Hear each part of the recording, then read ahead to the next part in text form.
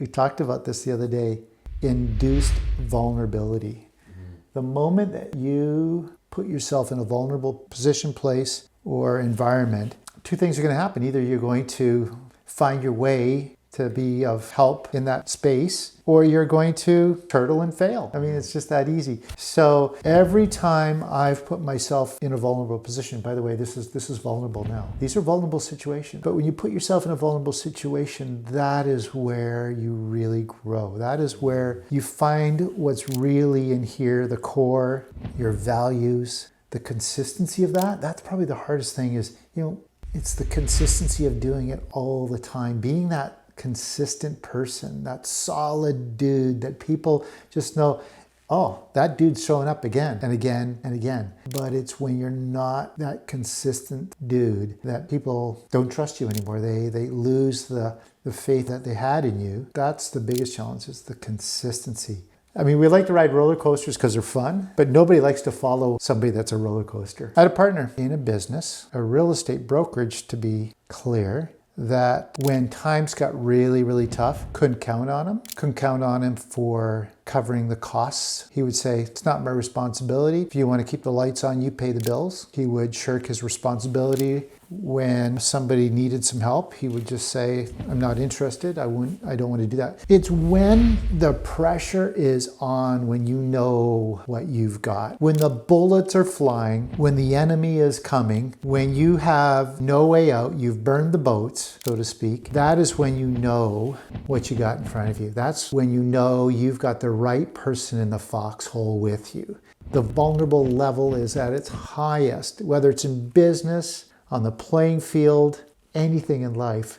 That's when you know you've got the right people around you. And often that doesn't happen until you put yourself in those vulnerable situations. And those vulnerable situations can be things that just come to you that you've now entered into, or they could be orchestrated. And I love to orchestrate vulnerable situations. I like to put myself in what I call self-induced vulnerable situations. That is when I know I'm going to grow the most. I don't have a choice. It's only one way, and that is to take care of whatever's in front of me. So self-induced vulnerability is an amazing tool for growth. When he said, I'm not going to get involved in taking care of the loss, I'm not going to take any responsibility for how we move forward, what our company looks like in the future. Count me out, he said. That's when I counted myself in times whatever. Because the responsibility was not just about the lights, it was about the people in our brokerage. It was about their livelihoods. My why back then, I didn't quite know it. I didn't know my why like I know it today, but my why was still the same, as how to inspire, educate, and help agents have a financial legacy and a freedom legacy. And really that goes back all the way back to then, which was the late 1990s. And it didn't just end there. I helped solve some of those problems with that brokerage. We moved the brokerage to another brokerage where we made an excellent decision in helping our agents get the best of what they could get. Not for me, but for them. It was about them, giving them a better opportunity, a better place. And so we made that move, that adjustment. Even then, this same individual, which was a roller coaster of a ride, was still making a mess of things in the background. And I still had to solve more problems that he was creating. And so I've just always wanted to serve and help people the best I could. Long story short, that individual carried on to making a lot of challenging moments for a lot of people, not just me. I guess the apple doesn't fall too far from the tree. If you're a roller coaster, you're going to continue to be a roller coaster. It's pretty hard to get that out of your DNA. When should you start a team? When should you partner with somebody? Should you partner with somebody to build a team? Should you partner in building a brokerage? These are all really important questions. And choosing your partners is so important. I mean, think about this. In life, we choose our forever partner, our significant other, and we need to really treat our partners with a lot of seriousness. Something that I've done on the team, as far as even picking agents, go through a very long process. Never rush the process. In fact, the less you rush it, the more you delay that decision, often the more you flush out who that person really is. And so sometimes delaying that. Now I understand there's a window of opportunity that sometimes you have to run through that window. You have to jump through the window to get the opportunity. But if you're thinking about a partnership, this is something that you want to last or have last for decades or eternity in most cases. You really need to realize the importance of that decision. So slow it down, because time has a way of flushing out things. People can fool you in the short term, but the long term, it's hard to fool somebody for a long period of time. So slow it down. Of course, ask a lot of curious questions. Be interested in them. Have them share everything about them, their story, why they want to do a partnership, where they've come from. What are some of the crucible moments that have shaped their lives? We all have those moments. Crucible moment. Things that have broken you, changed you, made you, formed you. Those are crucible moments which we all have. And so when somebody can share those moments with you, then you know you're getting to the essence of who they are. Because you want to know the real person before you partner with somebody.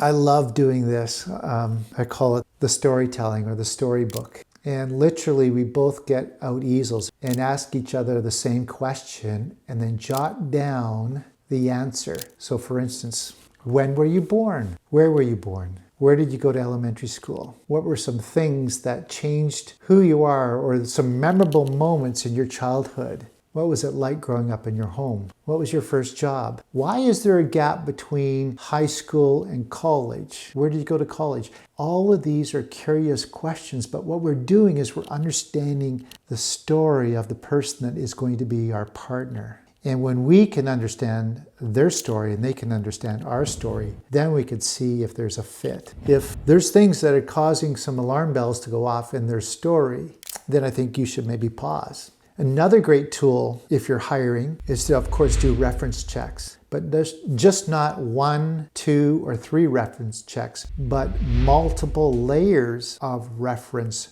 checks. What do I mean by multiple layers? Well, of course, the candidate, the partner, the significant other is going to give you their very best references, wouldn't they? And of course, they probably even shared with that reference, hey, watch out for the call from Randy. He's going to be calling you. So they're already conditioned to say what they're supposed to say. But what I'd love to do is say, hey, can I go 1 layer deeper through your reference, or even 2 layers deeper? So what does that mean? You send me a reference, I can ask that reference for a reference, and that reference for a reference. So I'm actually going 3 layers or 3 levels deeper on the reference checks. Those are probably way more important than the initial reference, because these people have nothing to lose or nothing to gain by that reference in level 2 and level 3. It takes time. It's tedious, but wouldn't you rather save yourself the time today than lose it in a poor partnership? So one thing I find about teams is a lot of teams form not out of building a team, but out of a friendship. It's not a business-minded decision, it's a friendship decision. And when you're doing things out of friendship, often it doesn't work out. I mean, we've all seen the teams come and go, teams come and go.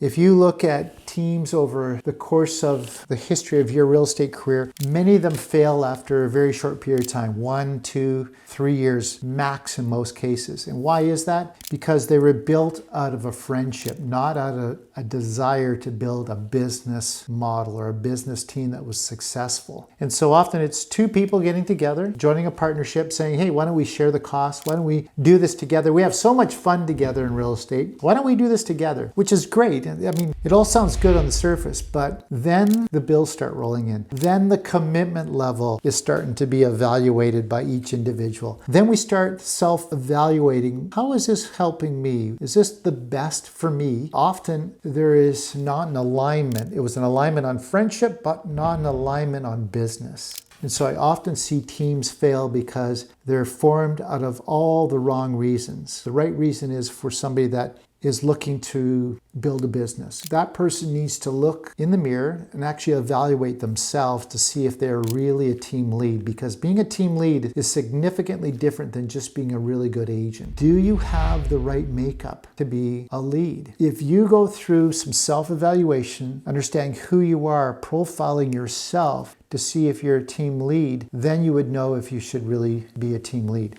This is not easy because it's your ego speaking to you. Your ego is making you an amazing agent, which then you think you may be an amazing lead, but they're significantly different. So first and foremost, you need to find out if you're really worthy of being a team lead. And then secondly, you need to have enough business to really allow you to lead others, because others are going to come to you because they think that you can help them with their business. And so you need to have enough business coming in. You need to be a bit of a rainmaker, or an ability to make rain generate leads to serve the agents that are going to be on your team.